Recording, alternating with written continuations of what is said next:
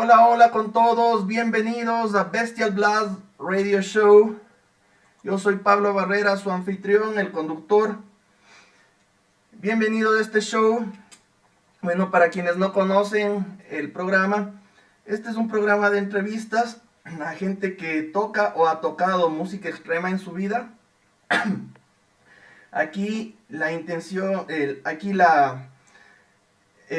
parámetro para entrevistar no se trata de la popularidad, no se trata de la fama, se trata de gente que ha hecho música impactante, música choqueante, música muy fuerte, con mucha intensidad, muy bien hecha. Entonces van a encontrar algunos personajes conocidos, otros no tanto,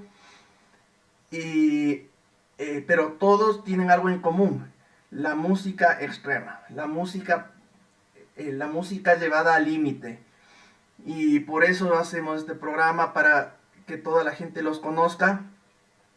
En esta ocasión estamos con un invitado al que he querido entrevistar desde hace mucho tiempo, un gran amigo, Antonio Jovanovic, de Serbia. Él ha sido vocalista de la banda Fernando Colunga Ultimate Experience, sí, la misma banda que provocó un montón de reacciones en México.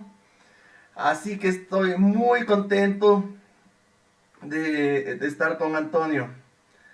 Hello, Antonio, how are you? Oh, amigo, I'm fine. Thank you for asking, and thank you for letting me be a guest in your radio show. Okay, Actually, on your podcast. Okay, radio show, podcast, whatever. You're welcome, and the pleasure is mine. Okay, so let's start. First, name, date, and place of birth. What? Lost sound of it. Okay, your full name, your date, and place of birth. Okay, my full name is Antonio Jovanovic. I was born on March 15, 1983 in Požarevac, Serbia. Okay. A todos mis entrevistados les pregunto siempre nombre completo, lugar y fecha de nacimiento. Él se llama Antonio Jovanovic, nació en Požarevac, Serbia, el 15 de marzo de 1983. Okay, Antonio. So let's go let's go to the beginning.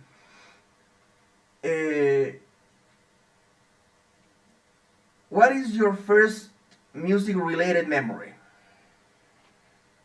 Okay, well, first memory is actually discovering vinyls from my late mother's collection. It was always interesting to me to see a large disc rolling around and making sounds.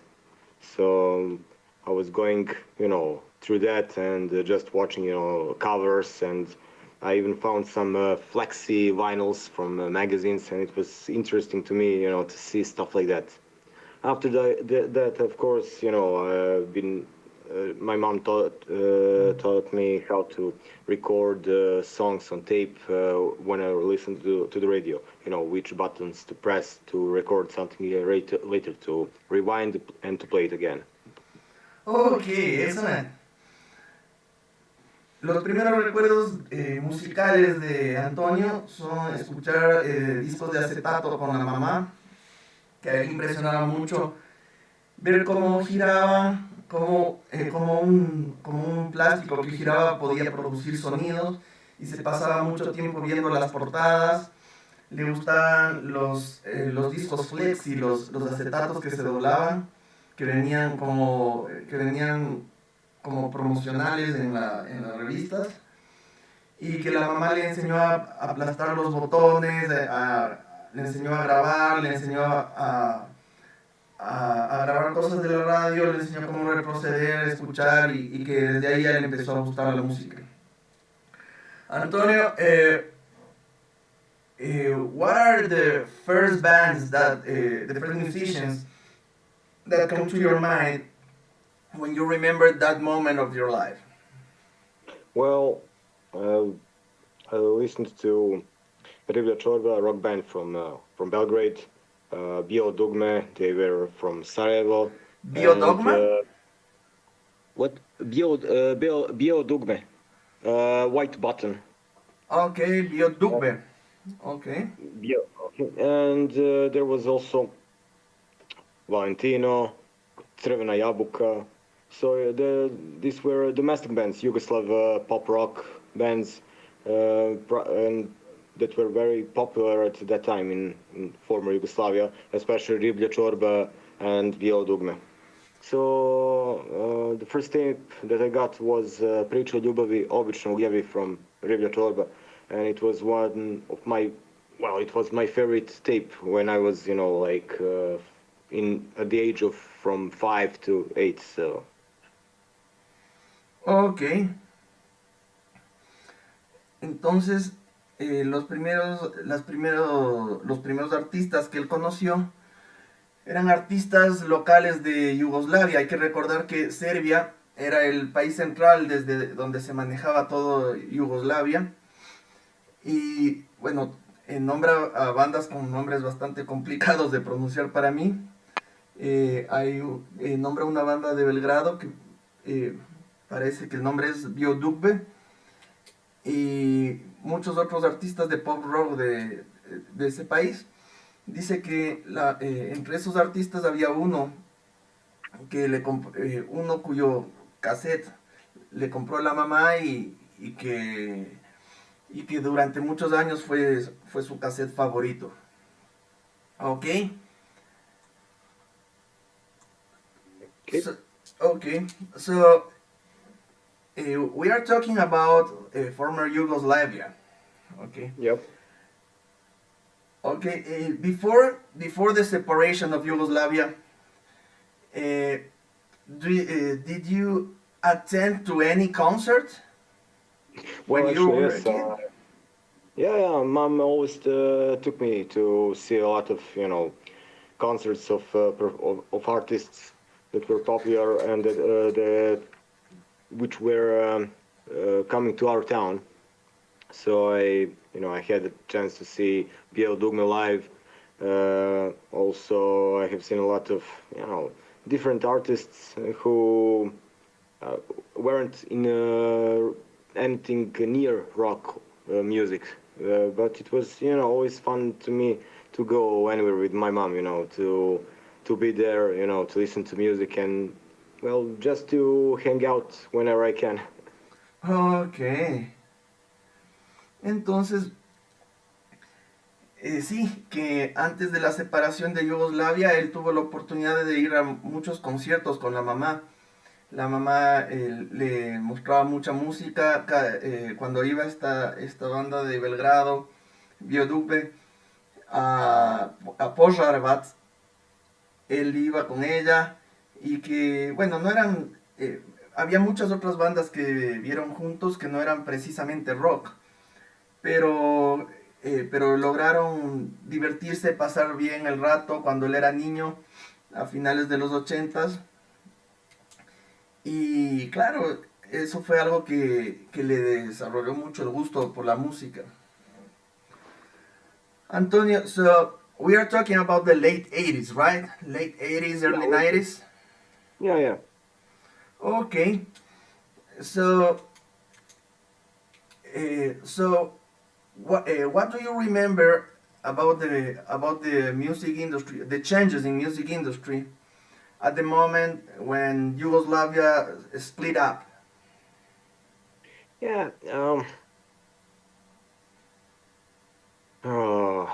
Well, I've been discovering rock, metal, and hardcore music much later. I mean, I used to listen to rock, pop rock when I was a kid, but when I was in the elementary school, I tried to fit in with other kids, so I have listened to a lot of different things. Some pop, dance music, techno. It was every kid is trying to fit somewhere, but when when I have discovered the Prodigy, it actually pushed me in a way to search for something that is more aggressive in the sound. Not aggressive, different, so to say. So, I knew about a lot of bands who were, playing music from domestic scene, from Serbian scene, and from the, from abroad, because there was this magazine called Super Teen, and it was good stuff because they were writing about a lot of different things, pop, dance, techno, rock, metal, Super and Teen. yeah, Super Teen, yeah, like Super Teen. Yeah. Okay. So it was, so like everyone, I used press and anything that I stumble upon when I watch TV or even when I listen to the radio. Okay. And uh, okay, maybe many people don't have any idea of how the war affected, because in 1991 the war started, and how Yeah. the wars affected the culture, the musical production, art production. Well, as far as I know, there were a lot of active bands at that time. It was hard for them to, to play and to do stuff. But they recorded albums. There were, like mini festivals, gigs. So the scene was alive back then. Even not just in Serbia, but also in Croatia and other republics, besides Bosnia, I guess, because there was, like war raging on. But I knew that, Bruce Dickinson played a gig in Sarajevo during the war, so it was, something very interesting, an interesting thing to do. Um, I don't know. Let's say that, uh, I guess the war inspired, you know, musicians to do stuff like that because, how can you fight against that modern kind of modern reality?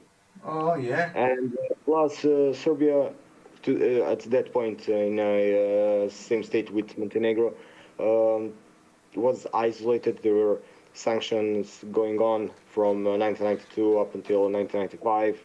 So, it was, we were isolated from everything and we couldn't go out very easy. So, and no one, foreign bands didn't play in Serbia.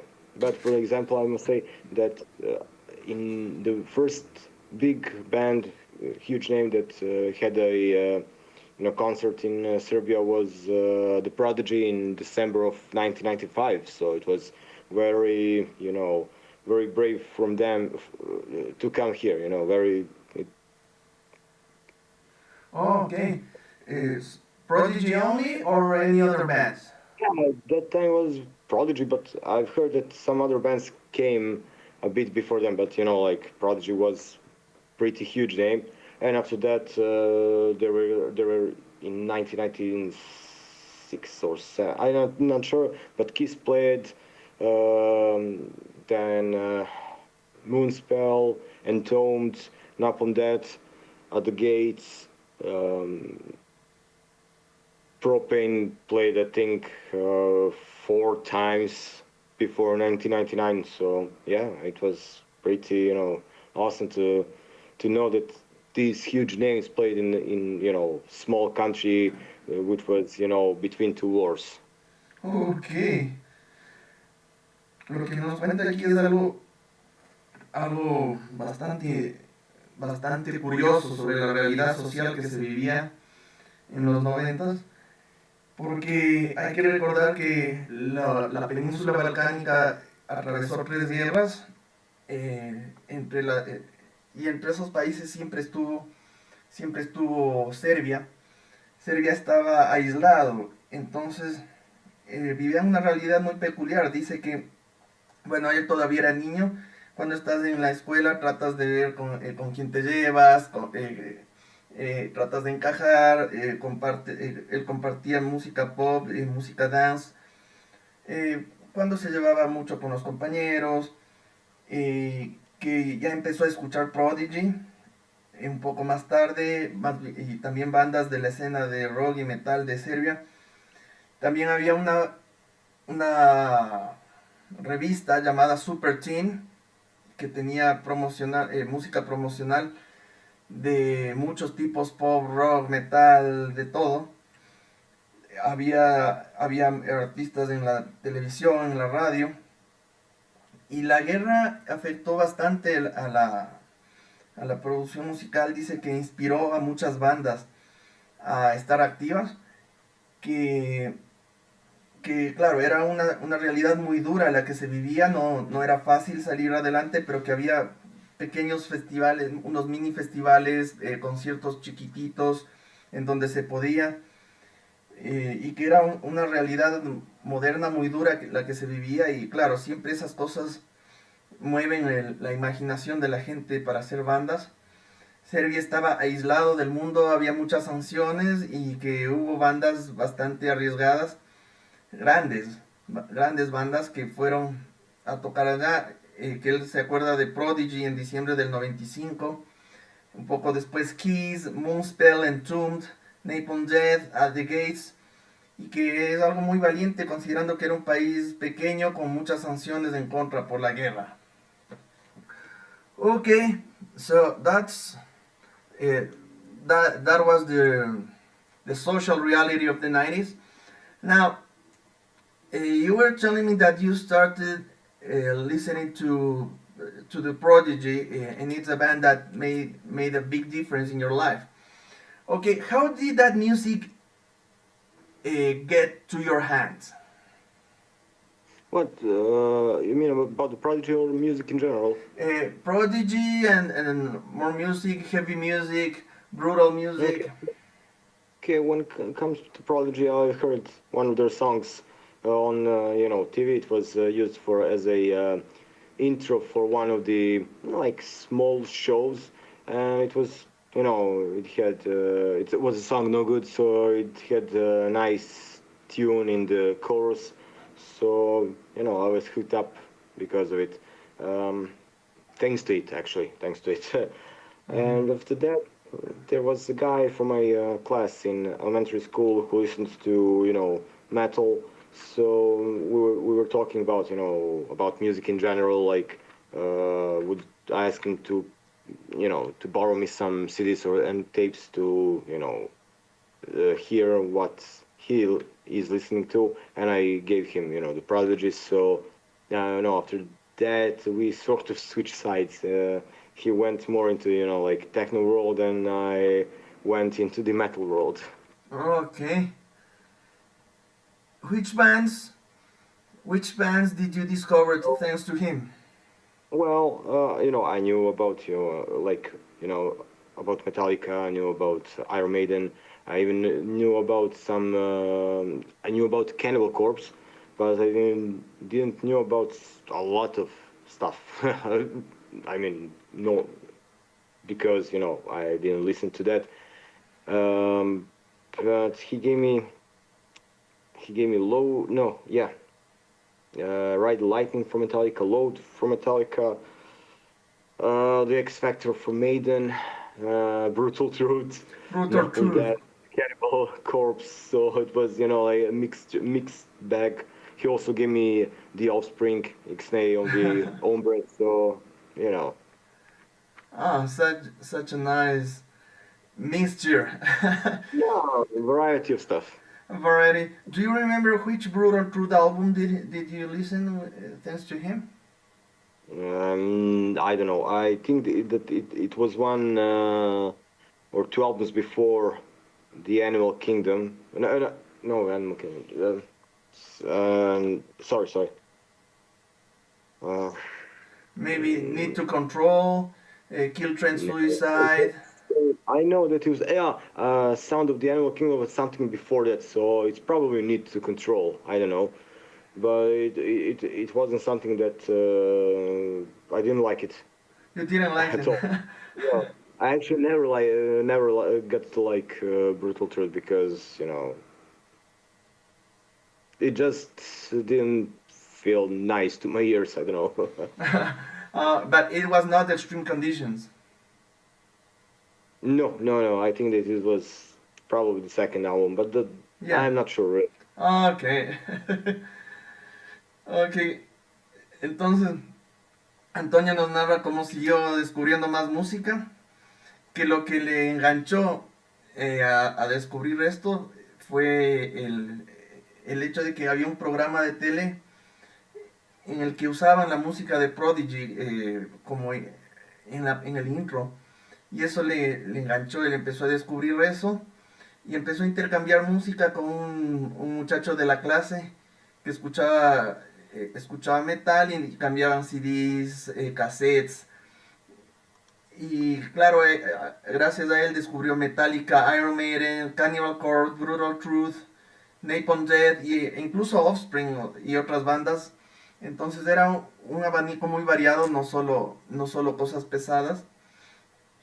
Y dice que claro, bueno, el tiempo pasó, Antonio se fue más por el lado del metal y este amigo terminó cogiendo el camino del techno. También le preguntaba qué disco de Brutal Truth era, pero dice que no está seguro y que, bueno, nunca fue tan fan de esa banda, pero que sí era algo bastante llamativo. Así que ahora le vamos a preguntar eh, acerca del siguiente paso en la música. How old were you when all of this happened? Uh, 14. It was in 1997. Okay, 1997. When did you start thinking about making music one day? How did you start thinking about it? Mm, well, I've got some friends from the high school who were, starting to play guitars, and we were always talking about like making a band or something like that. But before that, my brother started to play guitar. Start to learn how to play guitar. Sorry, So who did you say? my brother, but actually my nephew. But I always call him brother. So Okay. and okay, and we were always talking about how could it be to find some people to make bands or to play whatever we want to play. But I never got a chance to be in a band up until 2003, and these were guys from the other town called Petrovac, and we had couple of rehearsals, but nothing more than it. I mean, at that time, I didn't know how the music is going to sound like because they had no equipment to record stuff like that, and they didn't know how my voice actually sounds like and what are the lyrics. So I've been like listening to them jamming and then trying to figure out where to make some rearrangements in the text and to try to imagine how I would perform the vocal duties. So it was doing almost everything at this rehearsal. So Okay. it's So it was. fun So it was fun thing to do. excellent. So it was something like getting to know each other musically and see what happens. Yeah, Well, that's pretty much what most of bands do at, at the beginning. especially at that time. Especially at that time, yeah. I mean, when many people form a band, it's normal to say, okay, what can you do? What can I do? Let's see what comes up. It's actually, well, from my experience, it's actually more the common rule rather than having something recorded and show to the other people. So, so at that point, you started jamming with them. Yeah. Okay. did the band move forward to having a name or something, or did the band disappear? No, we never get a name, you know. We were talking about it, but it was like, yeah, let's try to do some music, and after that we'll see how the things are going to turn out. And actually, it turned out that nothing happened with it, you know. And I wasn't happy about because of that, but I wasn't, sad. I wasn't disappointed. I was like, yeah, there's going to, be some other guys maybe in my town because it wasn't very cheap for me to travel, that often to other Oh cities yeah. because my salary wasn't that, big, so it was pretty lame at Okay. that time. And plus, a year later, I went to the army. So while it was still mandatory obligation, so Okay, to the army. We will talk about it later on. okay. Ok, aquí nos cuenta que todo esto, este descubrimiento del metal, de la música, empezó a los 14 años, en el 97, y que empezó a pensar en hacer música a través de amigos que tocaban guitarra, un pariente, un sobrino que tocaba la guitarra, al que él le llama el hermano, pero no empezó a ensayar con nadie hasta el 2003 porque conoció unos cuatro muchachos de otra ciudad con los que se topaba. Bueno, él viajaba de vez en cuando a ensayar. Tuvieron un par de ensayos, en realidad la banda no progresó. Y claro, no es que ellos le hayan enviado una cinta con ideas de música para que él vaya pensando en cómo poner las voces ni nada, sino que como a muchos nos ha pasado, llegó al lugar de ensayos y, y empezó a ver cómo su voz encajaba, cómo tocaban los otros, fueron conociéndose poco a poco y, y se fue dando un poco de música en esos ensayos, pero la banda no progresó mucho. No estuvo sólida, no lograron ponerse de acuerdo, desapareció súper rápido y él más bien comenzó a buscar a otros amigos en su propia ciudad, porque la plata que tenían no le daba como para estar viajando a cada rato. Y un poco después entró en el ejército. Y claro, teniendo en cuenta que el ejército era obligatorio. ¿Eh? So, going to the army was mandatory, right? Yeah, yeah. Okay. Up until 2010 or 11, I'm not 10. I think the 10, 2010. Okay. And how did the army affect your perception of reality?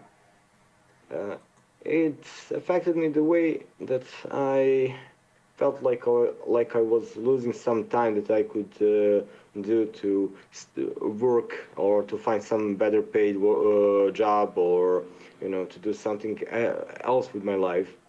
When I look back, it's not a time that I have wasted, and it helped me to see that even in community like the army base. Some things are the same as anywhere in life. Only you have this chain of command and people telling you to do this or to do that. I mean, it's like in everyday life. But I already knew that. I didn't need army to teach me some things. Oh, okay. So, And it was hard, cutting the hair at that time. okay. Okay. So, let's sum it up. As far as I understand, the army was mandatory up to 2010. Yeah, yeah. You didn't like it. One hard part of it was cutting your hair, living far away from home, and you felt like you were losing time because you were not making money, you were not doing anything to survive. Yeah, because I had bills to pay, and it was hard, to live house, not empty, but not knowing what's going on. Okay. And one hard thing was the following this chain of obedience in the hierarchy, but they were trying to teach you things that you already knew because you already were a disciplined person. Yeah, exactly. Okay. Aquí nos cuenta Met some cool people there, so yeah, it was a good thing. Okay, you met people and friends. Yeah. Ok. Aquí Antonio nos dice que eh, el tema del servicio militar era una cosa bastante fuerte porque hasta el año 2010 era obligatorio para todos los ciudadanos serbios. A él no le gustó porque, bueno, primero porque él tenía el pelo largo, era rockero, metalero, le hicieron cortar, en ese momento le importó bastante y sintió que empezaba como a perder algo de tiempo porque él tenía cuentas que pagar y tuvo que irse de su casa y claro, él, él no estaba trabajando, no estaba haciendo dinero y él ya era una persona disciplinada que tuvo que solo tenía que acoplarse a este sistema de obediencia y disciplina que trataban de enseñarle, pero le estaban enseñando cosas que él ya sabía. Dice que la parte buena fue que conoció gente, conoció amigos y sí, que le cayeron bien y ese fue el lado bueno, pero fue un momento bastante difícil en su vida. Ok, Antonio. And let's move forward to your musical development. Okay. Okay. When what was your next musical project? Well, in 2009, a friend of mine, actually at that time, I knew him only as a younger brother of a guy with whom I hang out years ago before that, and he called me and asked me like, what are you listening to? And I said I listen to various genres. So I don't know what, I mean, some metal subgenres. What do you think? The question was not that direct. It was like what are you doing? Well, I'm hanging out. Yeah. So he asked me, okay, do you want to grab some beer and to chat a bit? And I was like, yeah, sure, why not? So we met a couple days later, and he told me directly, like, I asked you what you're listening to because me and my friends have a band that is active for the last year, well, for a year, and we need a vocalist. So can you do stuff like that? Can you do growls or screams or harsh vocals? And I was, yeah, sure, anything just not to sing clean vocals because my clean vocals suck, suck big time. And we had first rehearsal. I had first rehearsal with them, maybe a week later, and it went well. So I, became part of that band, which was called Scar Process. Mm-hmm. And one month after our first gig, we had our 1 month after our first rehearsal, we had our first gig in a city, Veliko Gradište, in our well, it's bit close down, not that close, but okay. So it was pretty like interesting gig because it was on a promotion of a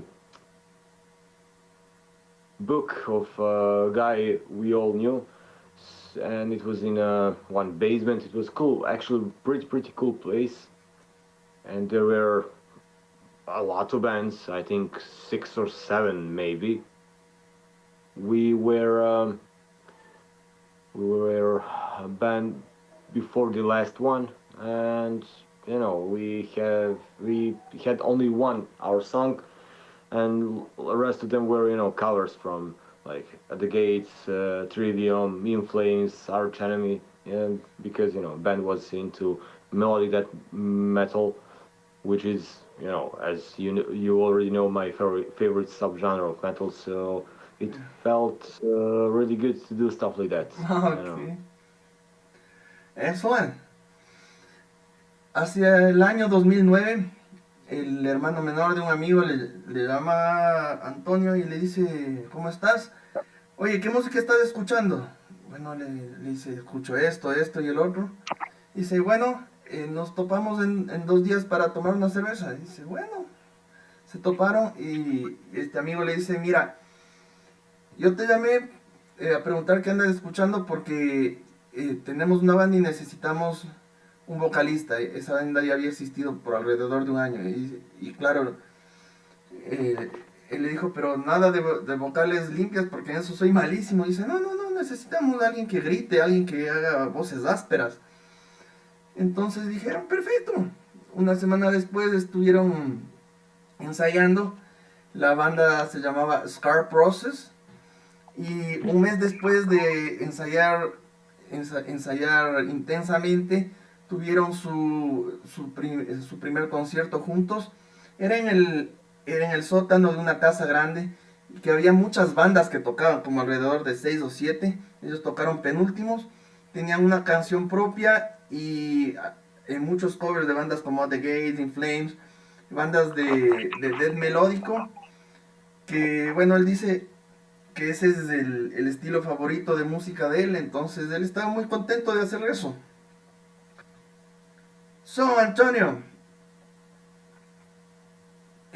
what happened next with your band? How long did you stay with that band?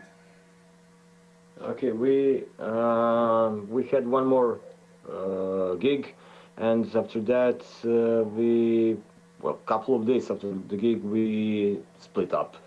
I was with the band for about 7 months, I think. We split up because there were arguings about what to do next with the band, and plus some personal issues between members of the band, and I was the one who actually cut the rope. It was always something happening there, some small argues and small verbal fights between some of the members, and I was like, because I was the oldest one, they always wanted me to be someone who is the wisest one, but I actually got tired from being someone who has to be the one responsible for the like equilibrium of everything. So it's like, yeah, I'm going out, I can't do this anymore. It was pretty annoying thing to do. But after that, Okay, after that, after that, both guitarists, bassist, and I decided to, find a new drummer and to start start a new band, So we found him, somewhere in. So this was May when we disbanded. And we found new drummer in November or December of 2010, and we started playing with him somewhere at that point, I think, or it was early 2011. I think it was early 2011. In between, I actually started a project with Stefan from the other band from Pripyat. They played post-punk music, and Marco, the bassist of Scar Process, we started a project called Fernando Colunga Ultimate Experience. Okay. And we recorded the first demo of that song of that band in spring 2011. Okay. And it was just something to do in spare time, to do nothing serious. I mean, I will talk about that later. Right Yes. now, I like to stay with rated, and I can tell you more about it after you translate all of this. Ok. Bueno, aquí nos cuenta muchas cosas. Dice que varios meses después del primer concierto tuvieron un segundo concierto, pero pasaron unos 2 días más y se separaron. Que la verdad es que ya la situación en la banda no estaba bien, había diferencias personales entre los miembros, cada uno tenía diferentes planes sobre qué hacer con la banda, empezaron a discutir entre ellos y que Antonio, siendo el mayor de todos, siempre era tomado en cuenta como una especie de viejo sabio y que a él ya le cansó estar en esa posición casi como de juez, porque él tenía mucha responsabilidad para mantener el equilibrio de la banda. Y después empezaron a buscar un nuevo baterista para hacer una nueva banda a finales del 2010, inicios del 2011. Y justo fue la época en la que, como una forma de diversión, empezó un proyecto alterno, el que todos conocemos como Fernando Colunga Ultimate Experience. Y en la primavera del 2011 ya empezaron a grabar su primer demo. Okay, Antonio, before we go to Fernando Colunga, Yes. Before we focus on that, you were talking about forming a new band with your old bandmates by finding a new drummer. Yes. Okay, what was the name of this band? It was called Witerated. Sorry? It was Witerated. Witerated. It's a combination of words wither and incinerated. Okay. Okay. How long did the band last? It lasted, well, up until it was, I think, somewhere in January or February 2013. Okay, that's when the band disappeared. Yeah, it was pretty hard. The drummer was from the other town, and it was hard for. It was getting harder and harder to go. Every another weekend to do rehearsals, and actually not doing that much about the recording stuff. I mean, unfortunately, we had only one finished song. With Scar Process, there were 4 songs in total, and it was like going nowhere at that point, doing stuff like that. I mean, rehearsing, not almost not recording anything, and not playing that much. But there was almost complete album not finished. It was somewhere about 60% recorded, and these were really good songs. I mean, guys who have done it, who were responsible for composing and playing it. They have done an incredible job, but it just didn't work out. But there's something I quite don't get it. You were talking about the band having one only own song, but also an album made advanced on in 60%. Which songs were you playing with only one own song? Well, actually, we had a couple of other songs that we have played. I mean, we played one song from Scar Process, and some songs that were meant to go on album were played live. So plus we had some some cover songs. Like playing at the Gates, playing Carcass, playing Hypocrisy. It was pretty good set list to do. Ok. Después de haber formado esa nueva banda con un nuevo baterista, se llamó Witerated, que es un juego de palabras entre Withered y Obliterated.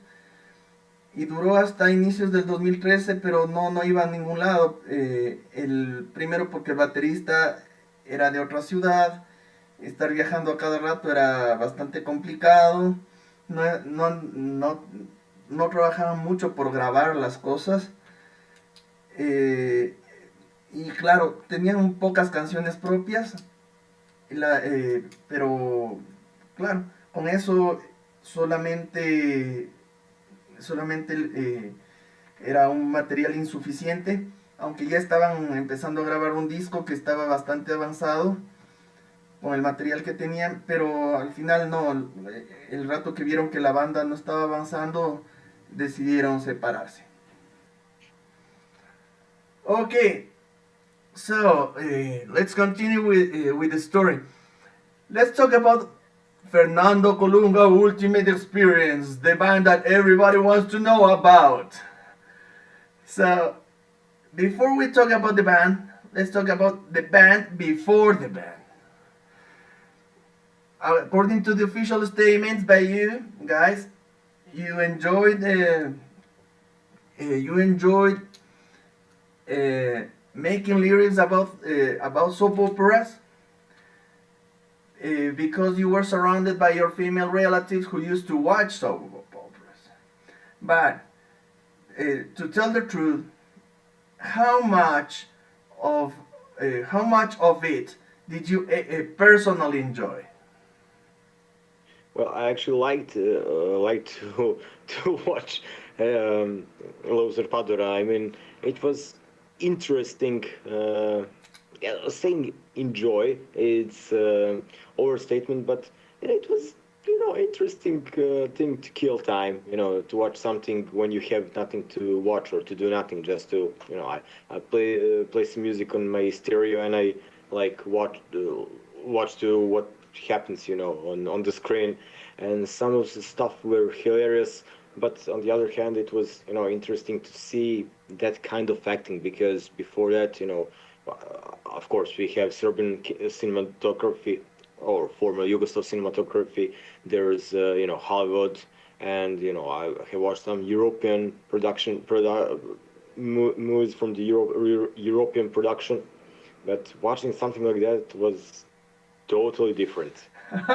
Okay, so it was something unusual.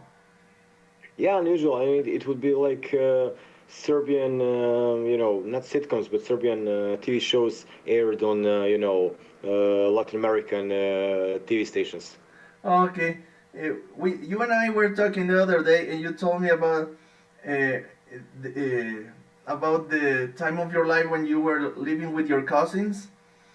Yeah. And okay, so describe that part of sharing time with soap operas with your cousins. Okay, so when my mom passed away, my sister and from my sister from my aunt was my legal guardian, and although she has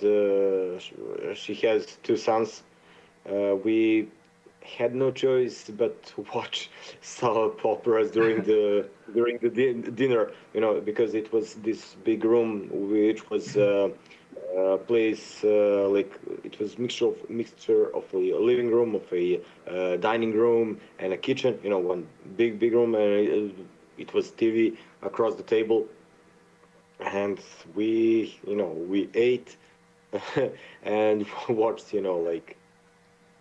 whatever was going on TV. Okay. The honest, because it was time for my sister. She was working all day. I mean, my Aunt. uncle was also working, but women work at work, and they also work when they come home. Doing preparing lunch, cleaning, washing laundry, cleaning everything around. And she had this 1 hour to watch whatever she wants to watch. During the dinner. And it was like, we are watching this. There's no discussion about it, except when national team played, games at any sport, because, well, we are all patriots, so we are all watching national team is, above above everything else. But if there's no national team on TV, yeah, we are watching soap operas or something like that.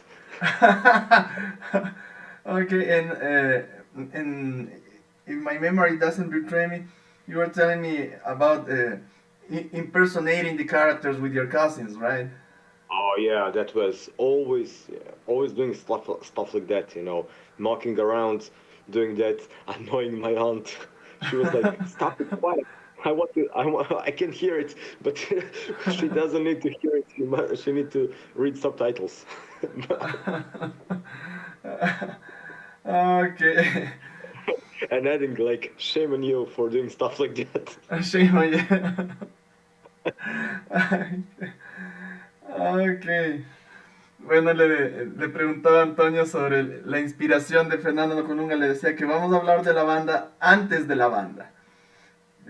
Cómo les llegó la inspiración de las telenovelas. Y dice, claro, que era una forma, era algo interesante. Primero porque era una forma chistosa de matar el tiempo.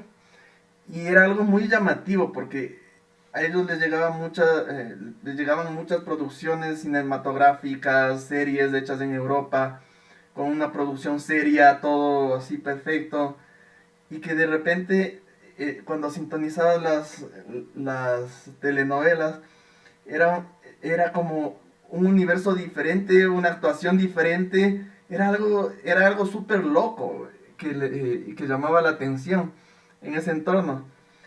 Y claro, yo le preguntaba sobre una conversación que tuvimos el otro día. Me dice que sí, que también una forma en la que descubrió el tema de las telenovelas fue, bueno, cuando en un momento triste que la mamá falleció cuando él tenía 15 años, él tuvo que ir a vivir con la tía, bueno, con los tíos, los primos, y empezó toda una dinámica bien graciosa con ellos porque la tía trabajaba mucho y después llegaba del trabajo y hacía la cena para todos, les atendía y había una hora en la que todos comían juntos y la tía decía, bueno, vamos a ver lo que yo ponga porque necesito descansar. Y ella ponía la televisión en esta sala comedor que tenían y veían las telenovelas. Y entonces empezaron a interesarse por las historias que ocurrían en las telenovelas. Y él y los primos actuaban, representaban a los personajes, hacían las voces y la tía les decía, ya cállense, no molesten. Ya, malcriados, dejen de molestar, y que todos se reían porque imitaban las voces de las telenovelas. Que los únicos días en los que no veían eso era cuando había algún equipo de deportes, algún equipo nacional de deportes jugando algo en la televisión, que eso sí era como sagrado, porque son bastante patriotas, entonces ahí sí no veían las telenovelas, pero si no, pasaban viendo eso y riéndose un montón con esto de representar a los personajes. Okay, so let's go back to the band. Okay. Okay, you were inspired by soap operas. You found a funny topic to talk about, and the band was more about killing time for fun rather than having a serious band.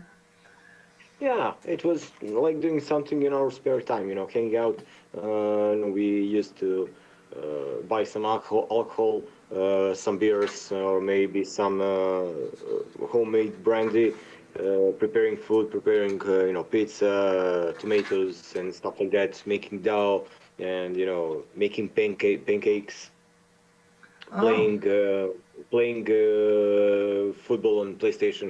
Between like takes, trying to because Marco and Stefan played,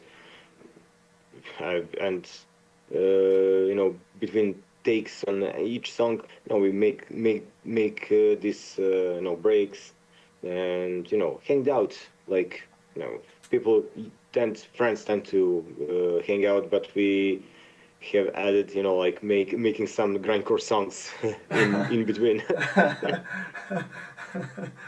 ok, entonces la banda fue tomando forma, pero como un proyecto de diversión, que en realidad se reunían para cocinar, para hacer pizza, a veces para jugar PlayStation, y que simplemente esto de tocar grindcore, porque bueno, ese es el estilo que hacían al inicio, esto de tocar grindcore, era un entretenimiento adicional que hacían entre una actividad y otra.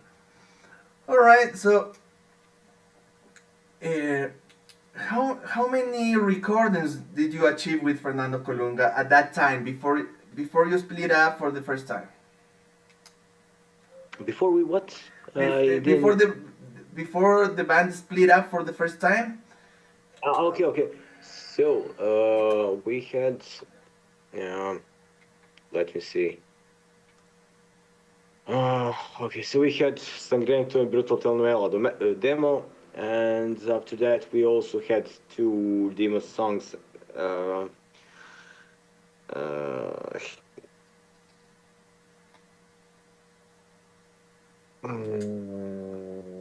Let me check, please. Don't worry. Okay, it's called Minion of Human Waste single, and there was Storm single, and after that we decided to record a full-length album called Toxic Hog Cult, which had 10 songs. Actually, yeah, 10 songs, plus intro, plus 1 song in the middle. Yeah, but then 9 of our songs and 1 cover. It was Mexican Radio from Wall of Voodoo. Ok.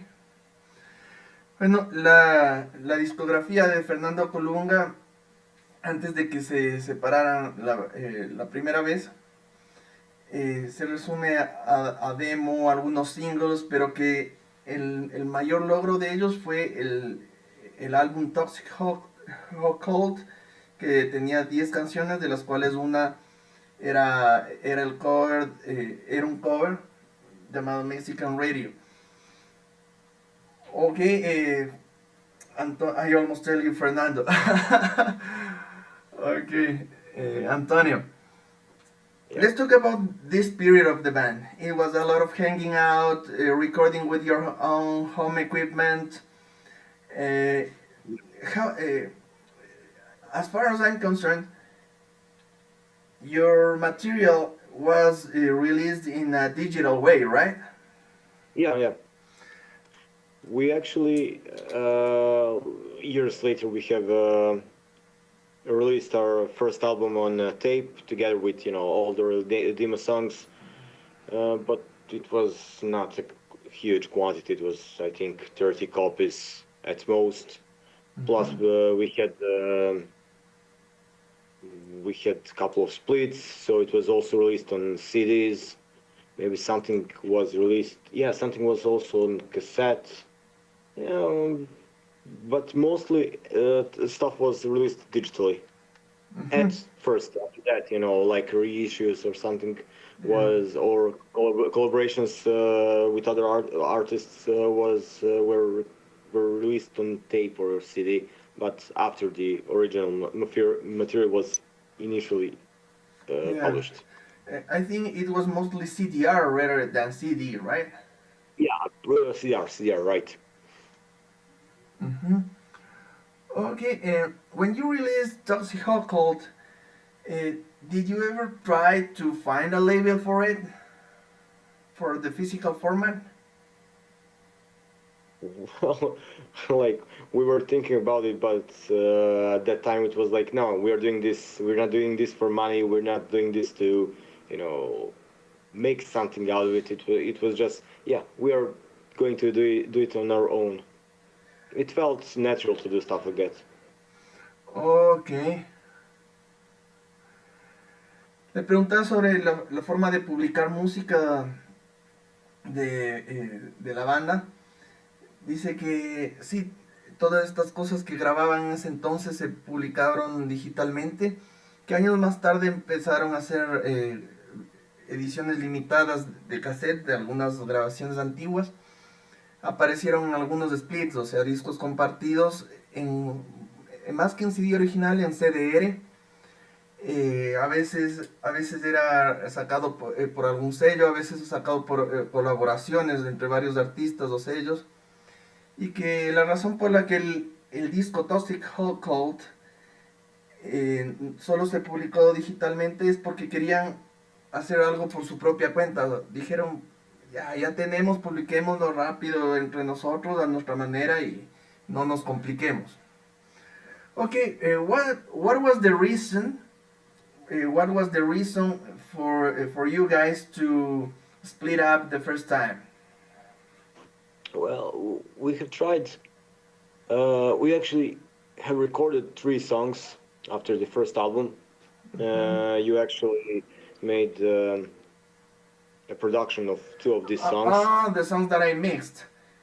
Yeah. It was 2 songs. Yeah, two songs.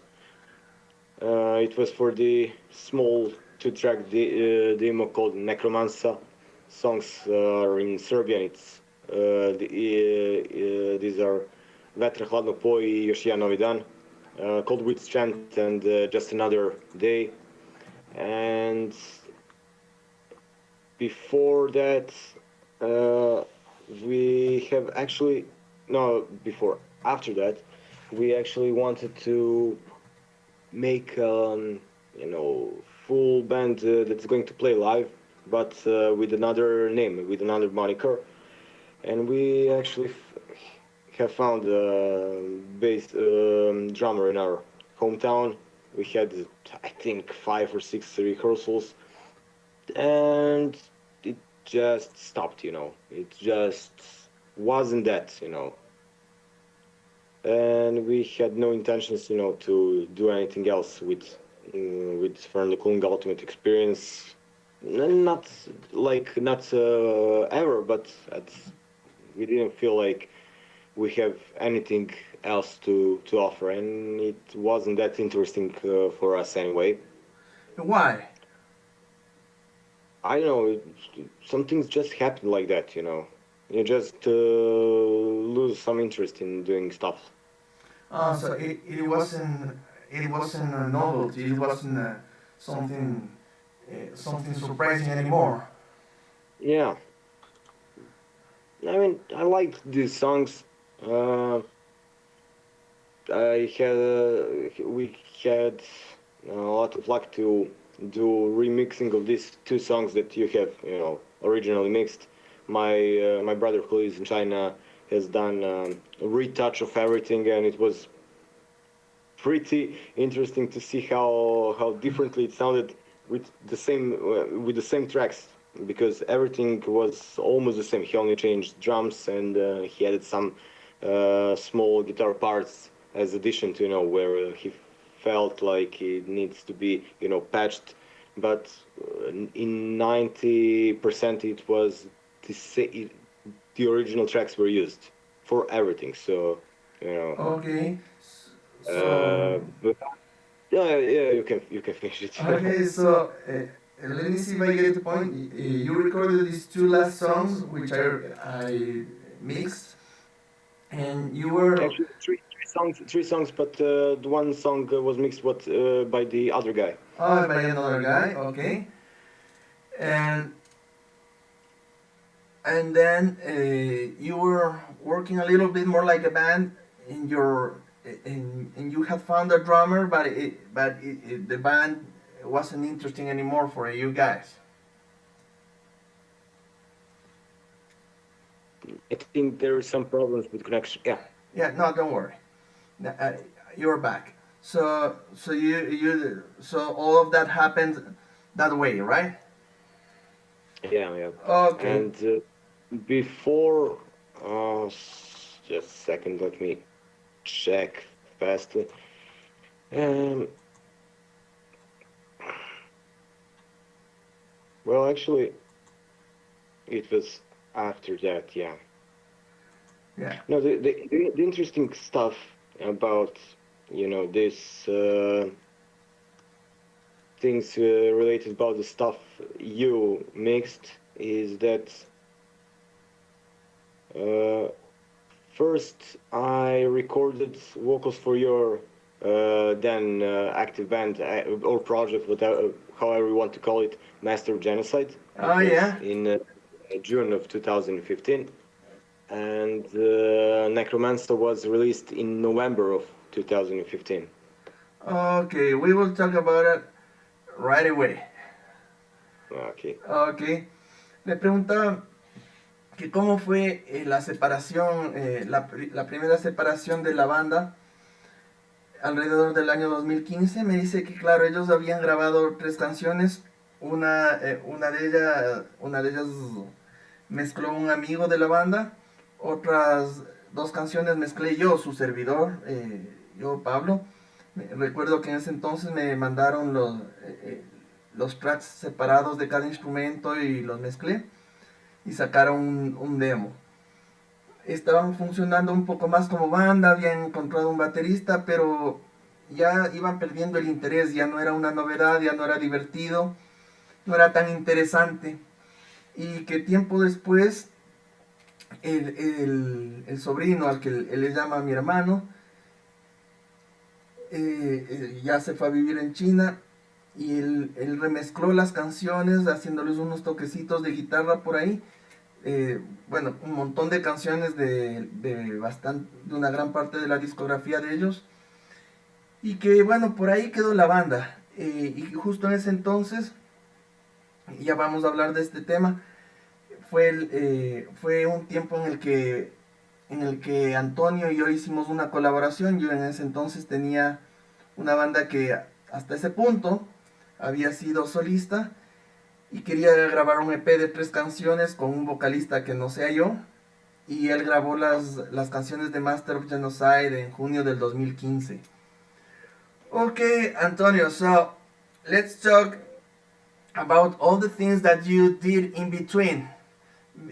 After you finished Fernando Colunga for the first time and before you came back, the first thing you mentioned was your collaboration with Master of Genocide. Yeah. Well, I must go, to tell a short story about how everything started. And actually how you and I got in touch with, each other, how we actually met in life. Yeah. So you were at the Brutal Assault, where you met a friend of mine, who I call brother. It's Jovan from the band Zloslut. And you met at the Brutal Assault, and you were talking about music, and you mentioned that you like a band from Serbia, which is called Fernando Colunga Ultimate Experience, and he told you, yeah, like my brother is in that band. So that's how the contact actually started. He was like, hey, you want me to hook you up with him? And I was, yeah, sure, why not? Yeah, I like to meet new people from around the globe. Yeah. And well, we were talking about music and stuff like that, and there was, a possibility to release a split. Somewhere at that time, I met this guy Miloš Packe from this other grindcore band called Propast. But actually, we met coincidentally, I met him. It was something related to Fernando Colunga, something related about, exchanging CDs and stuff like that.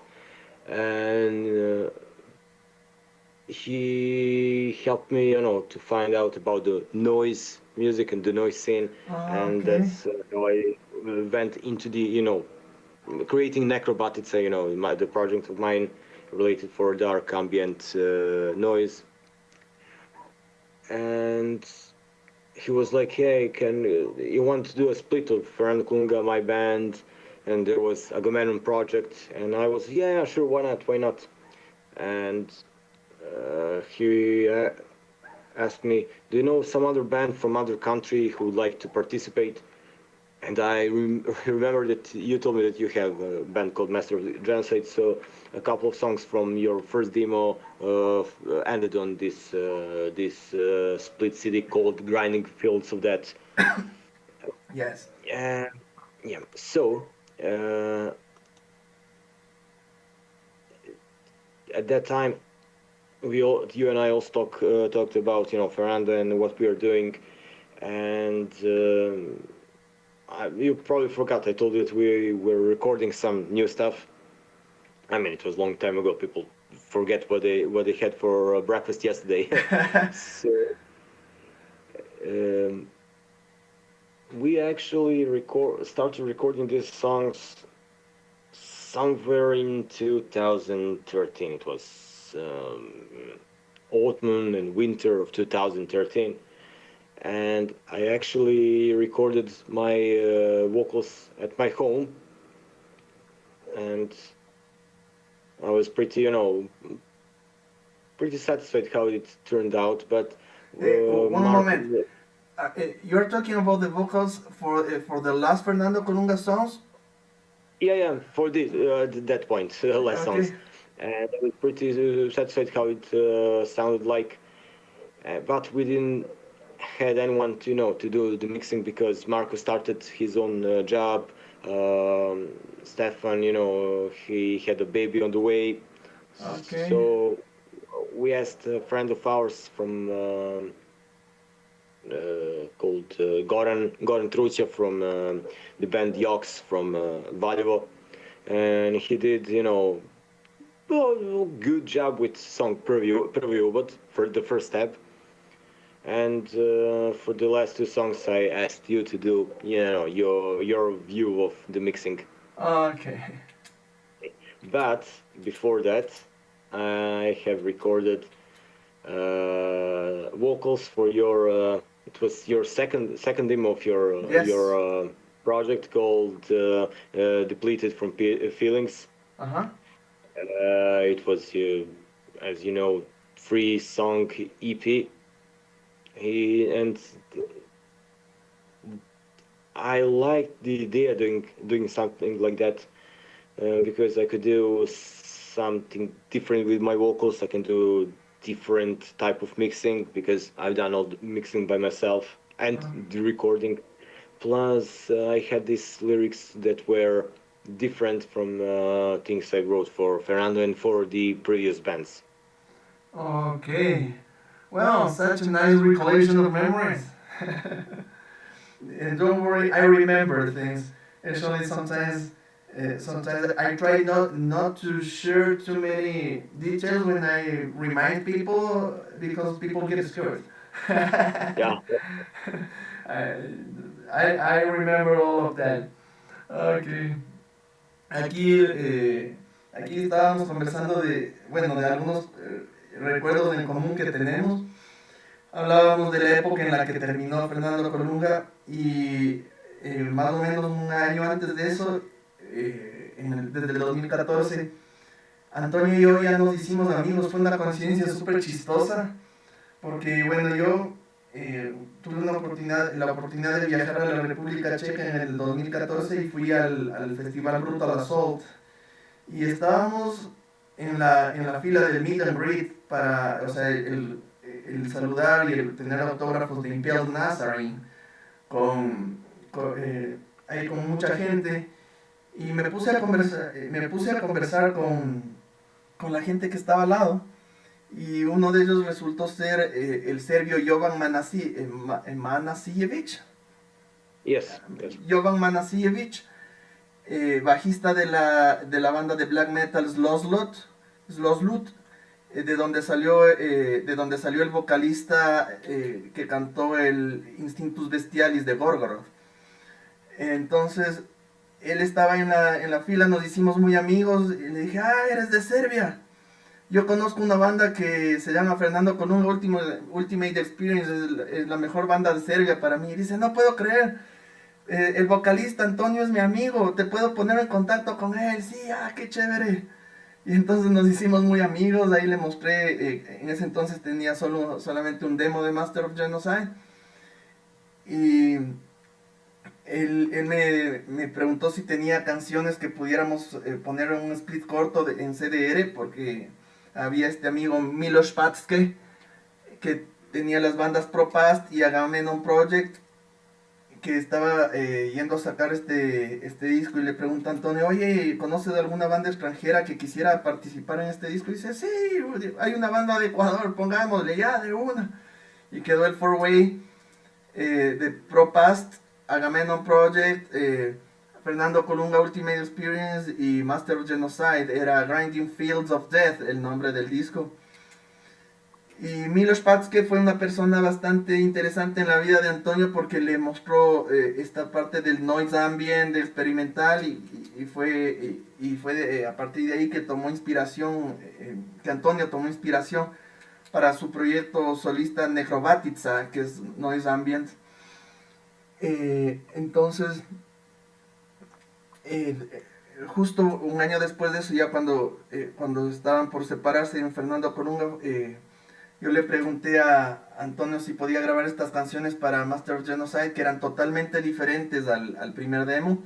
El primer demo fue hecho en estudio profesional. El segundo, que era más cortito, con solo 3 temas, lo hice en la casetera de mi cuarto, y le mandé las canciones y él mezcló con las voces. Antonio, did you know that the Master of Genocide songs that you recorded were recorded just on one take, on one single channel, on my tape recorded in my bedroom? No, I didn't know that. It was drum machine and guitars in one channel, recorded on a tape in my bedroom. Yeah, in my Awesome. On my sound system. Yeah, and no professional recording. Awesome. Okay. Bueno, Antonio se acaba de enterar que esas canciones fueron grabadas en una sola toma, en un solo canal, poniendo las baterías programadas con la guitarra, usando la casetera de mi cuarto. Se acaba de enterar en este momento.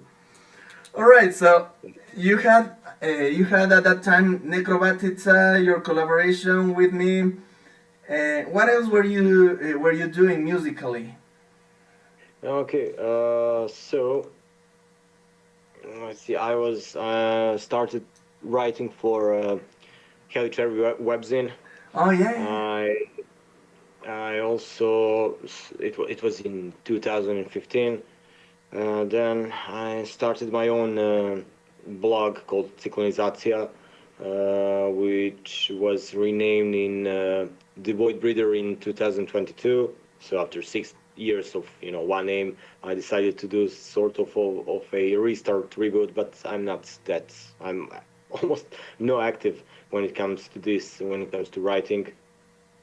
As you have mentioned, there was Necrobotics as the Dark Ambient Noise project, which is still active. And I also had a electronic project called Bitch Slap. I had a couple releases, which are on Bandcamp and Spotify and stuff like that. Electronic. Please refresh my memory. What kind of music was it? Electronic, electro. Well, let's call it just electronic music. But more to the ambient side, or to the dance side?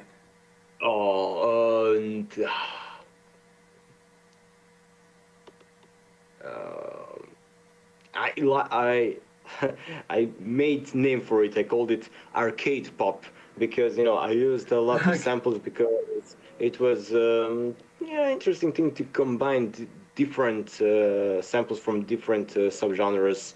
So there were some metal kind songs, and there were some that were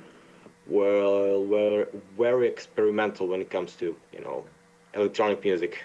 Ok. Alrededor de ese tiempo, entre el 2015 y 2019, hizo muchas cosas. Empezó a escribir para la página web Heli Cherry. Lanzó a las redes su disquera digital, Cyclonizatsiya Records, que en el 2022 cambió el nombre a The Void Breather. Tenía la banda Necrobatica, que era como noise ambient experimental, y también hizo un proyecto llamado Beach Lab, que dice, bueno, era un proyecto electrónico. Yo digo, no me acuerdo bien, hazme acuerdo cómo era la música, y dice, era difícil de definir porque él le llamó arcade pop, un nombre bastante chistoso porque tenía samples, o sea, tenía capturas de sonido, de cosas de metal, cosas experimentales, cosas electrónicas. Entonces él le llamó arcade pop. Ok, Antonio, moving forward, it's the year 2019. You are with all these miscellaneous activities. You were working normally. You're married. You have your home. You're a happy person, and then someone in Mexico finds out about Fernando Colunga Ultimate Experience. Yeah, I was at work and Stefan sent me a message telling me, like, do you know that we are actually very popular right now? And I was like, how's that? Yeah, we're getting a shitload of messages on Messenger, and we even got some emails. So check this out. And he sent me this link related to this tweet about how some guy wanted to delete his Twitter account, but he by the accident found out that there is a Serbian band named upon Fernando Colunga. A Mexican guy. Wild. Yeah, it was pretty amazing stuff. I mean, it was like the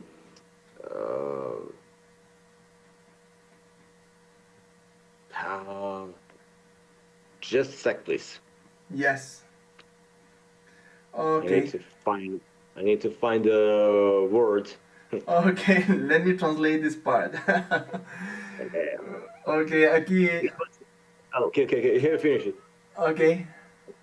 Aquí Antonio nos dice que, bueno, su vida iba normalmente, él casado, trabajando, todo iba bien, todo estaba tranquilo, hasta que un día en el trabajo le llega un mensaje del guitarrista de Fernando Colunga, Stefan Milenkovic, y le dice, oye hermano, ¿sabías que somos un poco famosos en México? Y dice, ¿cómo así? Tenemos una carga enorme de mensajes, emails de gente de allá, porque un man en su cuenta de Twitter, un mexicano en su cuenta de Twitter, ha publicado que descubrió que hay una banda serbia que se llama Fernando Colunga Ultimate Experience. Entonces nos está llegando correspondencia digital de toda, de un montón de gente, y nos estamos volviendo famosos. Ok, Antonio. So, tell me, what were you going to say? Well, so it was a pretty huge avalanche, at that point. I mean, someone just actually throw a snowball, and the world went to hell. All hell broke loose. Oh yeah. All right. Do you remember the name of this guy who posted about your band? Really don't know. I actually made a Twitter account just because of it, to go through posts, to find something related. When I combine, Fernando Colunga Ultimate Experience, and it was almost the same stuff, almost the same. People talking about it, sharing the cover of actually Troublestone single. It's taken from Fernando with with a pirate cap. It was La Pasión telenovela. I don't know. Think that's the correct name of the show. And they were like, no, it's fake.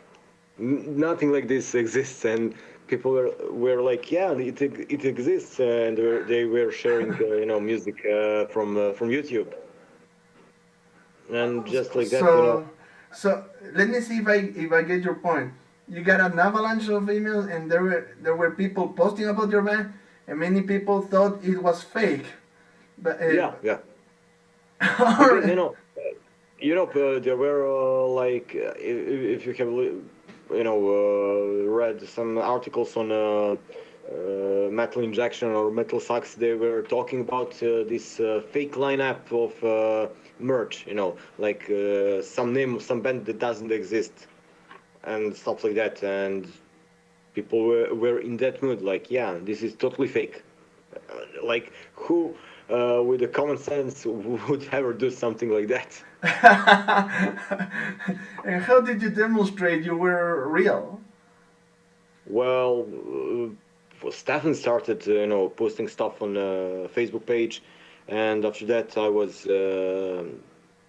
He added me as a other administrator, just to speak with people, to talk with them, because although my English sound retarded, I actually am pretty better when it comes to typing, and it was nice to answer to people. It was polite thing to do, to answer everyone who wants to know, are we for real or not?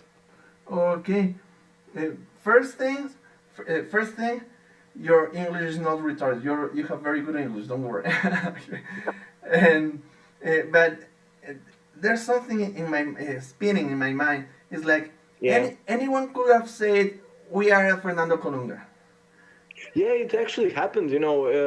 Some guy started answering on clips on YouTube, pretending that he's Marco, and I was like, yeah, from now on we will approve comments before they are published. Oh, So yeah. we started doing stuff like that, to have a bit more professional take on when it comes to commenting and answering and doing stuff like that, because everyone could pretend that he is us, Yeah. So we had to make some damage control at that moment. Okay. Amazing. Bueno, aquí nos cuenta todo el proceso de cómo comenzó esta fiebre por Fernando Colunga Ultimate Experience, sobre todo en México y en algunas partes de Latinoamérica.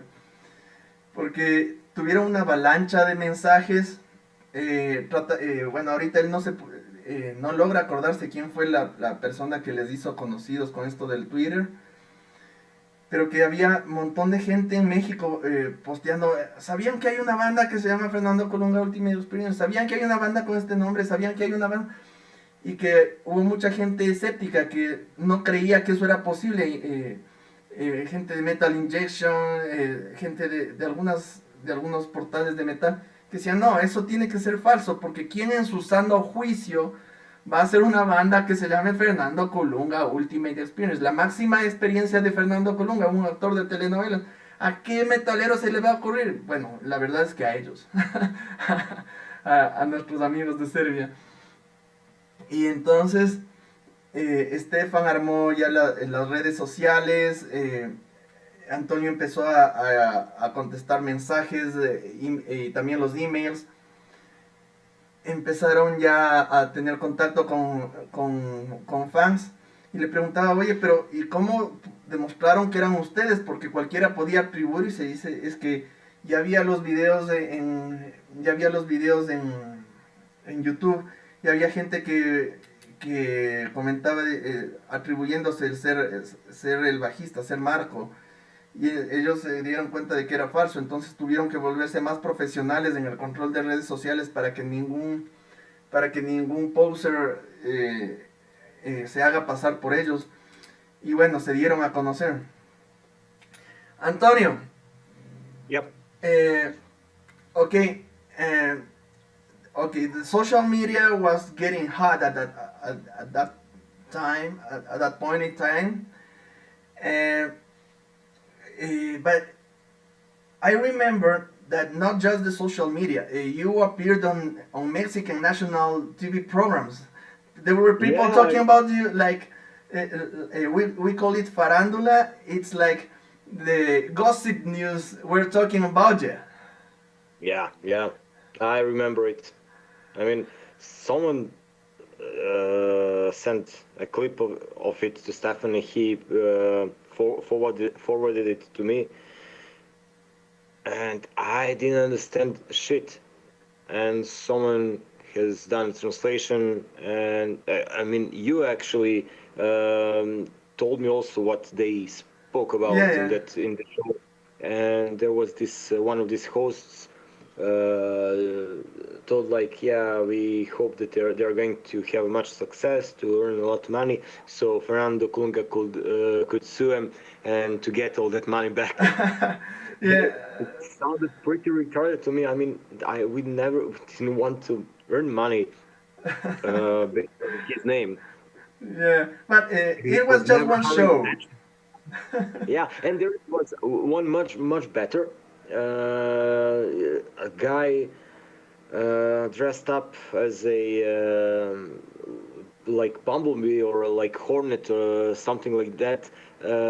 Spoke about it. It's some like cult show in Mexico, and a guy in comments on Facebook told us like, yeah, this is like a very positive thing for you to be mentioned in that show.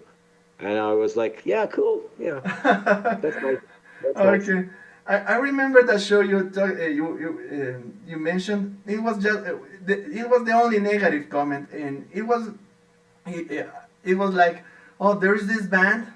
Let's hope the actual Fernando does take some legal action against them or something like that. But nothing happened. Luckily, and most of TV shows were pretty positive about it. Yeah, people were like, yeah, we don't get the music, we don't like it, but you know, it's cool thing to do, stuff like that. And people made video clips about it, on you know, like talking about it. We were pretty hot topic. Okay. Aquí estábamos acordándonos de muchas cosas. Yo le preguntaba qué se acuerda de la reacción mediática de ese entonces, porque llegaron hasta aparecer en la televisión mexicana, en programas de chismes y de farándula.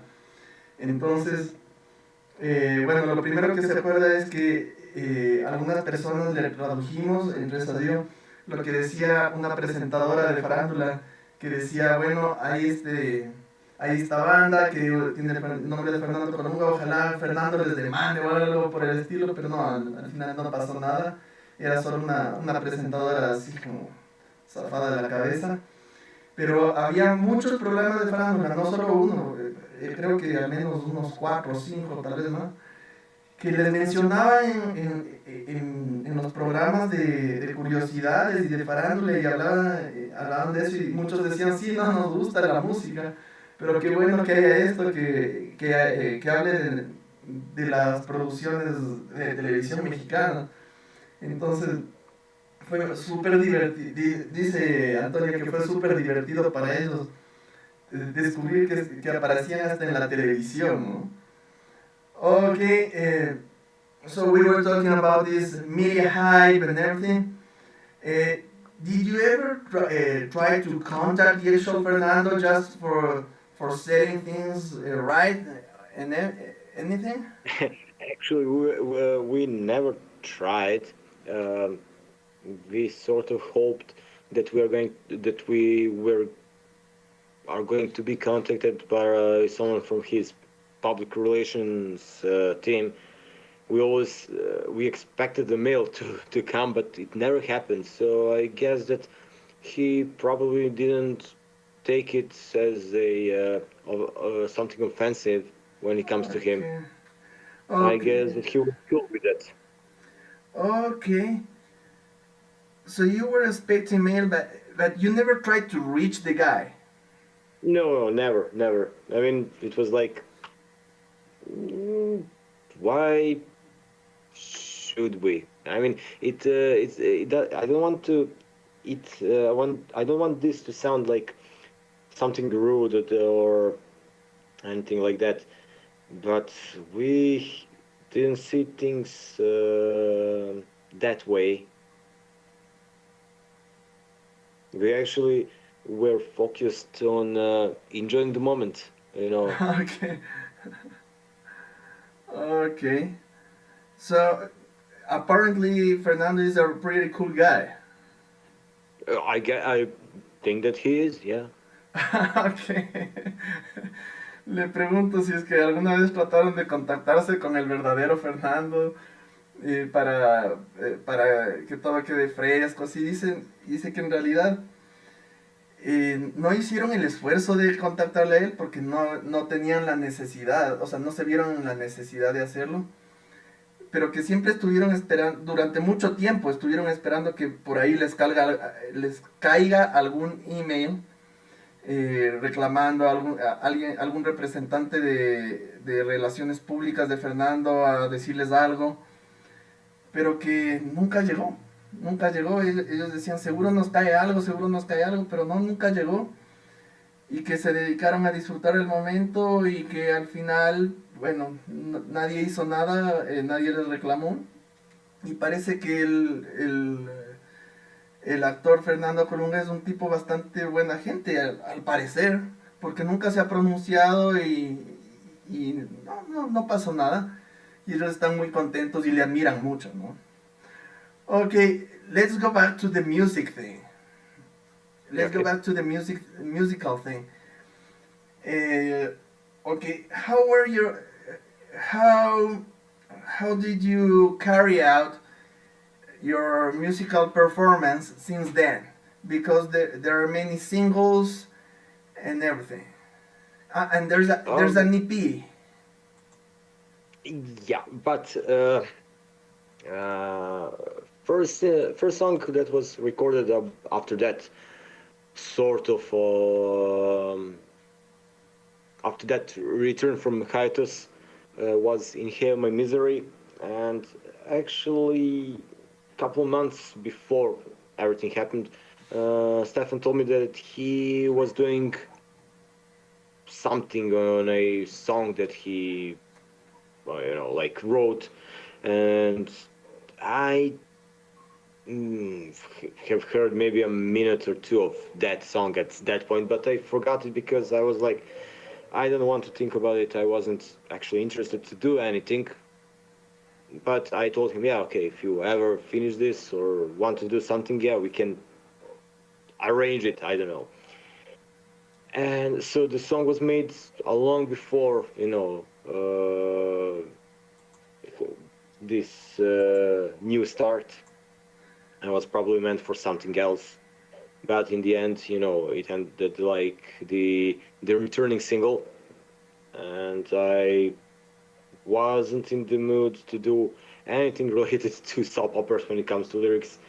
Plus, I had some stuff that I wrote occasionally, and I, made a song. I made the lyrics that were finally used, and I really like this song.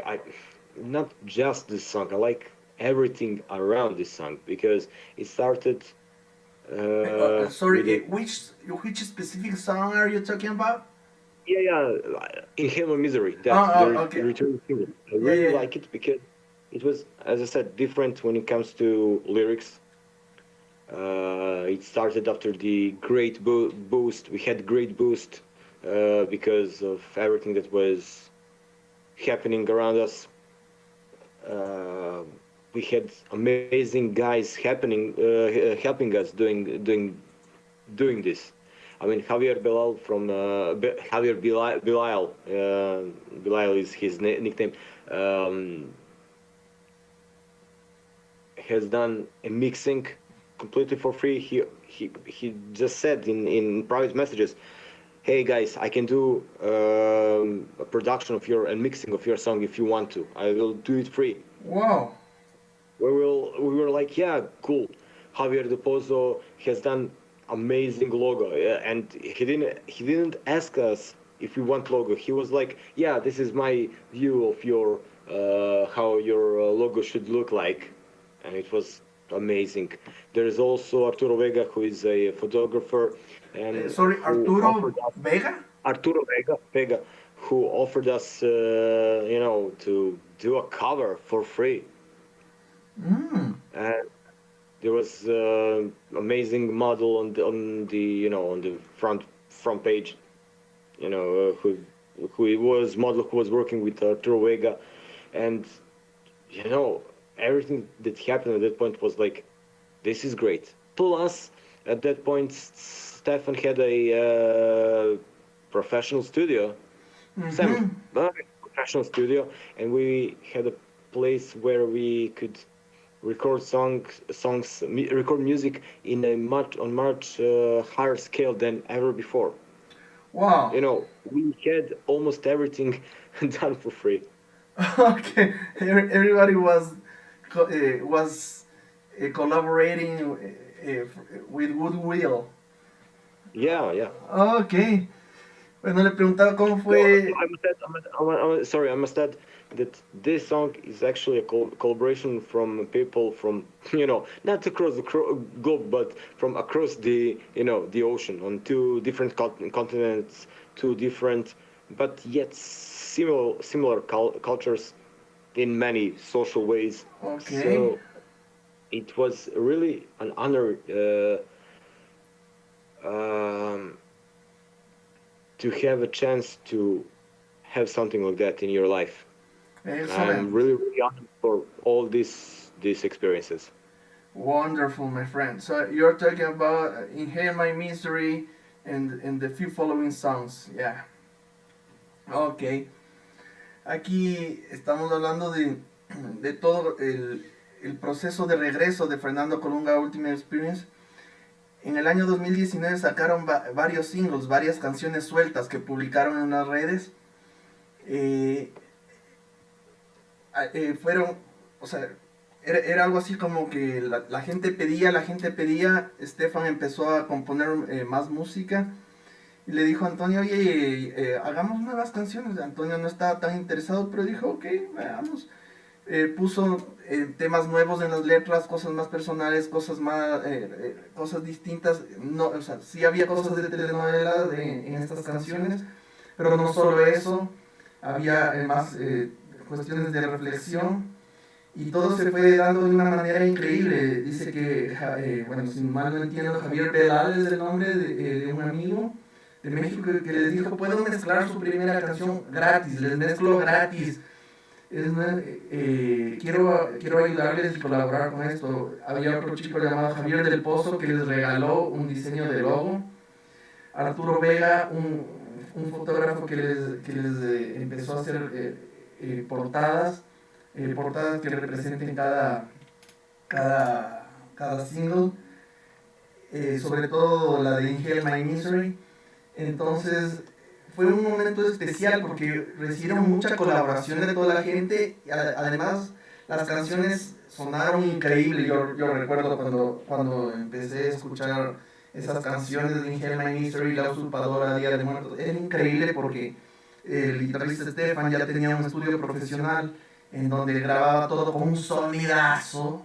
Les prometo, Fernando Colunga Ultimate Experience no tiene, musicalmente, no tiene nada que envidiarles a The Gates, a In Flames, no tiene nada que envidiar. Es una banda con un sonido hiper profesional en las últimas canciones de estos años.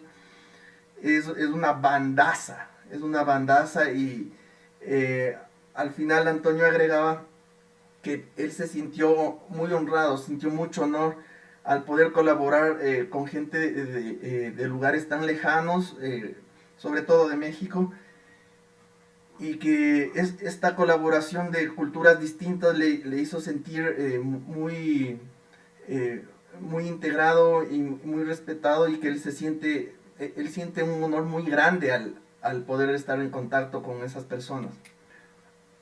Okay, so this is the year 2019, well, 2019, 2019, when many things were going on. You had many singles. We were talking about Inhale My Misery.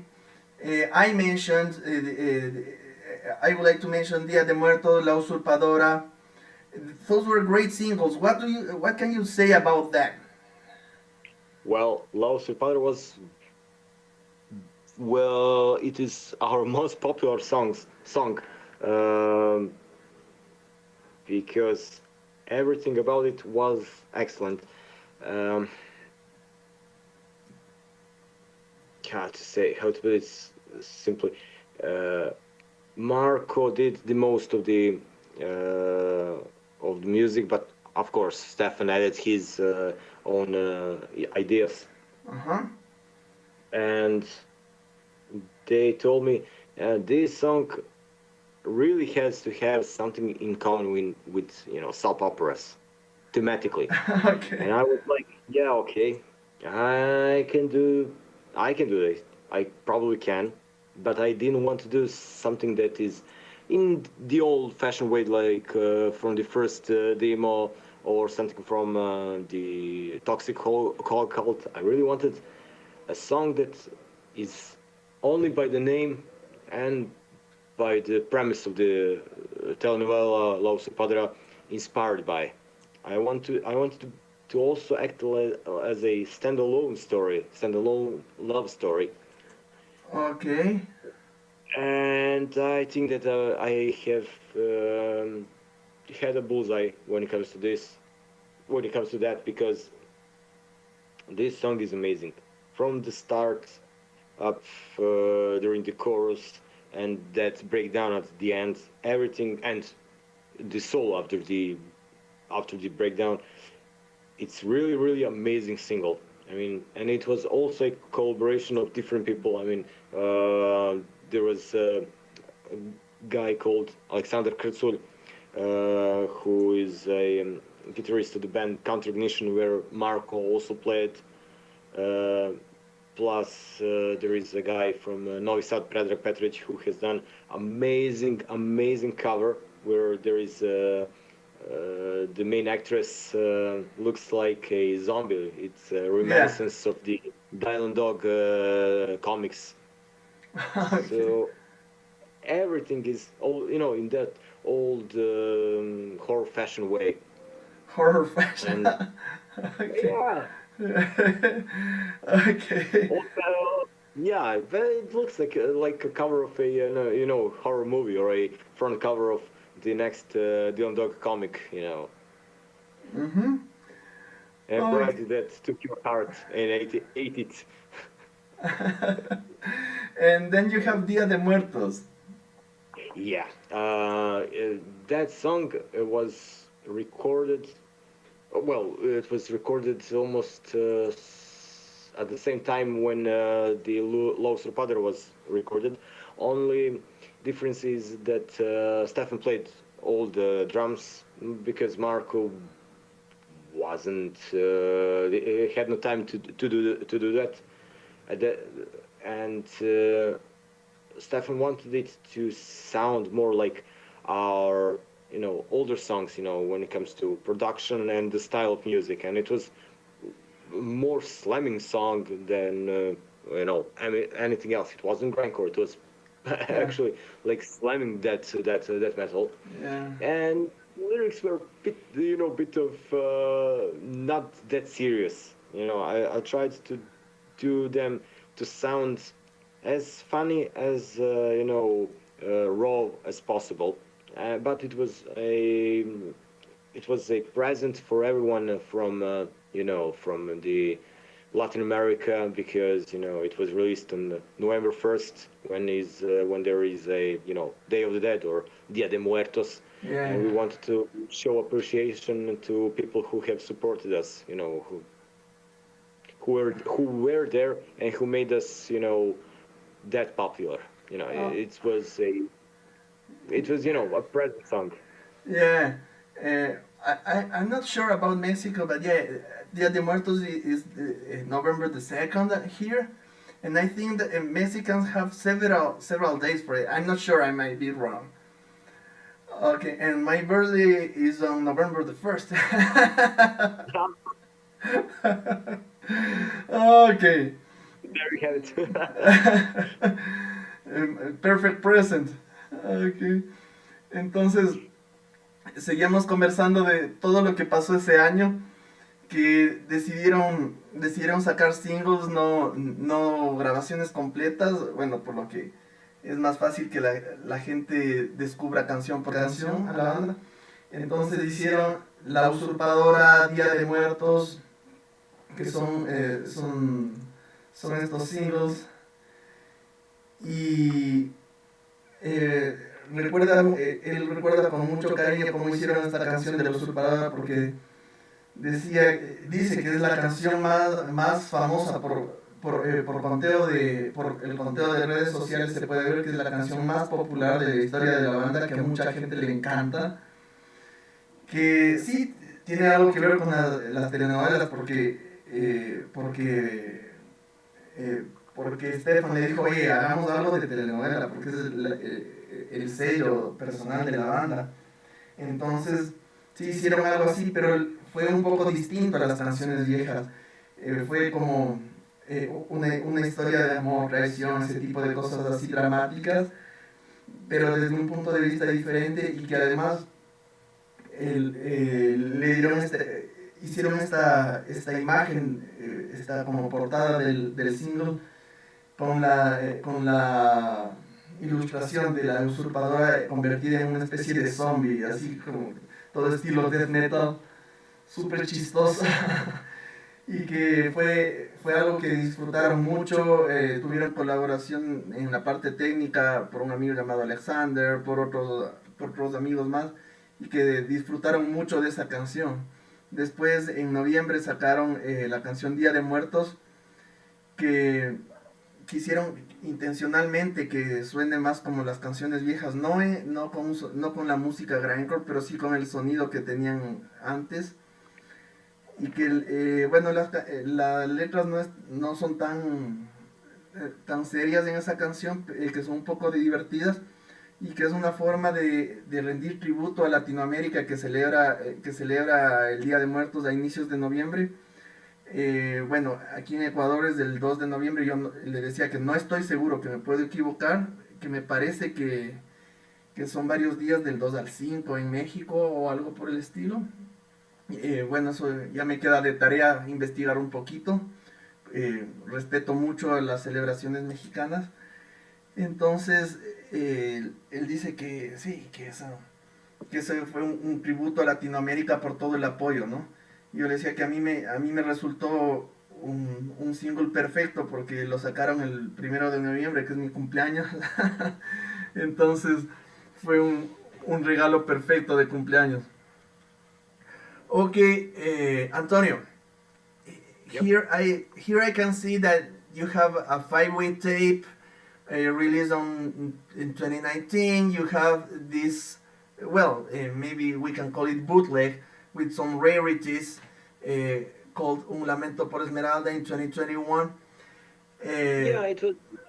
We wanted to release, you know, the song with some additions, you know, not just single, but to add, you know, demo version of the song.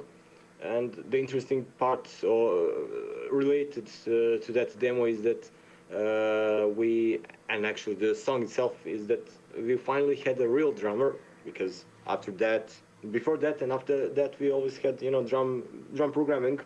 Uh-huh. But our friend Milos Kostic jumped in as a drummer. Excuse me, there's something that I want to clarify. Okay. First, can you repeat the name of this drummer? Milos Kostic. Milos Kostic. Kostic, yeah. Kostic. Milos Kostic Okay, Yes. which song did he record? Un momento por Esmeralda. Okay, he recorded that song. Okay. And well, continue talking about it. Yeah, okay.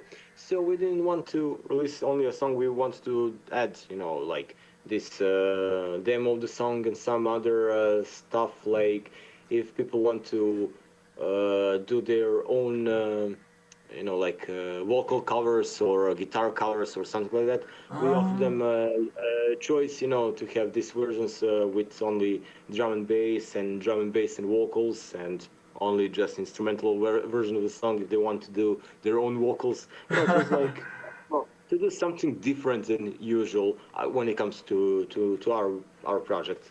And plus we included instrumental demos of previous singles, Ingenuo Misery, Usurpadora, Día de Muertos. Plus there is a small version of the early version of Ingenuo Misery. Okay, yeah. Pretty short, track, but it shows how it could have sounded in some, At in some parts. point. Okay. Yeah, at some point, yeah. Okay, yeah, okay, finish. Okay, so my question here is, why didn't you participate? Well, besides this five-way split, okay, why didn't you release maybe something bigger? I mean, a proper EP or more songs together. Because in my opinion, you could have put together all your 2019 singles plus new songs and release and make a proper release after the band was quite well known at that point. Well, we actually wanted to do this, to do everything this way, because that was the only chance we got, to actually stay interesting to people. If we would release complete EP or something like that and release it, it wouldn't be interesting for everyone. So the plan was to occasionally record something new when the time is right and when Steph and Marco compose something that is going to be really good when it comes to their standards. And making a hype about it, talking that we're working on a new song, plus we also have done a video for that, for the Un Momento por Esmeralda. That's the only video that we have recorded. And for a band that is not known, we were known at that point, but we were actually never, a full band before that. And it's easier for newcomers to release singles in a specific time span to stay interesting to people. If you that way you can make people ask for more if they want to listen to you and interact more. But if you release, five song EP with 5 songs, you're not going to do anything. People are going to listen it once or twice, and if you release it, on YouTube, like one clip or 5 different clips, none of them is going to have, very big reach. Okay. But when you drop one single in 3 or 4 or 6 months, you're going to become interesting to people. Excellent. But Mark was active with a band called Trege. Stefan was he was moving to another house.